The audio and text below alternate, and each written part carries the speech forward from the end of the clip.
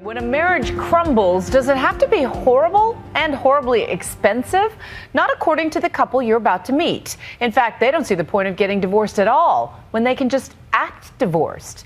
They say they're one big happy family under one roof while dating on the side.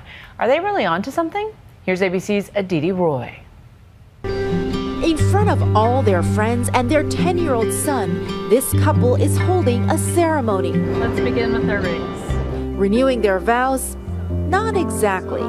These rings do not symbolize who we are to each other anymore. So we're releasing them. Clark and Valerie first exchanged these rings 14 years ago.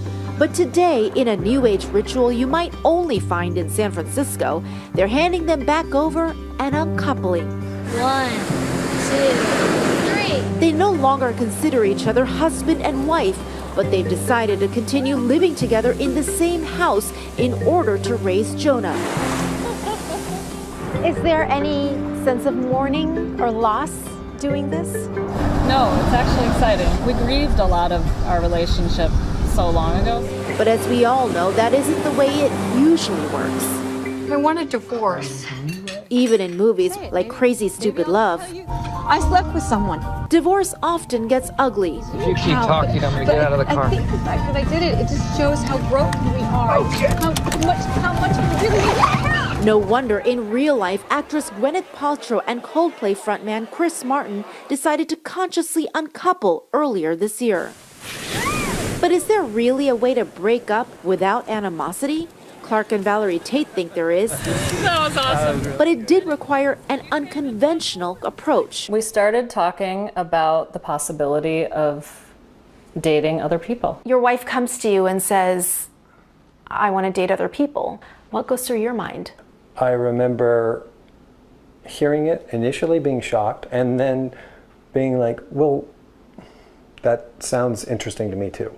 So this is Clark's room. It is. They agreed to continue living together and maintain joint assets. And this is your room. This is my room. Their relationship wasn't always like this. What was your wedding like? It was magical. It was Valerie's first time walking down the aisle. It was Clark's third. And for the first few years, they were living on love. At what point did things start to change? So I was grieving the loss of my father, who I was very close to. I also had some depression around that. And with all that, I started to withdraw. Jonah, hi. Clark and Valerie's young marriage was failing. But there was one solution that was never on the table for them. Why not just part ways? Go through a divorce like so many couples do. I had been through that road before.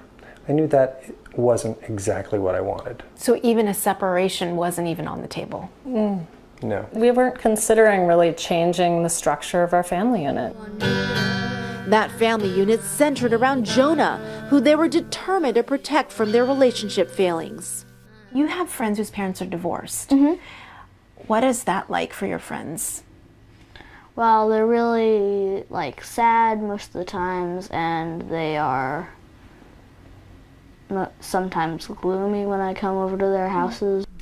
How would it make you feel if your parents got a divorce? It would make me really sad, but if they got a divorce and were still friends, it would be fine. Yeah. Children feel like they're the center of the universe. They don't understand necessarily what's happening, but they feel like it may be something they did wrong. The toll of divorce on a family is not just emotional, it is also financial. My rate is $950 an hour. Couples pay an average of $50,000 to resolve contested divorces. That, according to the documentary Divorce Corp. I'm not saying I'm worth $700 an hour, but that's what I charge. The Tates decided not to go that expensive and potentially acrimonious route. Instead, they've been experimenting with an open marriage. For the last few months, Valerie has been in a serious relationship. Hi. Hi. Welcome. With a man named Joseph.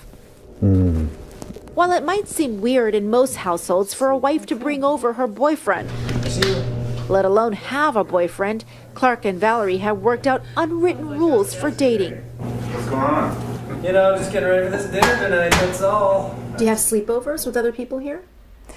Well, we give each other private time. Maybe Jonah and Clark are out of the house or vice versa. But most of it is private time is spent elsewhere. How are you?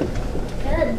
And the most important rule, they are only allowed to introduce serious partners to their son. You've met your mom's boyfriend, or if your dad is dating someone. And what's that like for you? It's fine. What did you score in your last tournament? It's been pretty seamless having Clark and Joseph and Jonah and I hang out. They like each other, so I feel really fortunate in that way.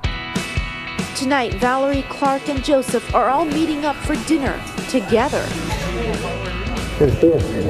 Longtime friends have watched the Tates struggle to get to this point in their relationship. But to an outsider, there is still the potential for awkward moments. For couples who have an open relationship, both partners have to totally agree to it. If one person feels like the other one is pushing them into that situation, it won't work. You guys both grew up in traditional families. Is it tough for them to accept a whole different way to be married? Absolutely, because they wanted us to put it in one box or another, like most people.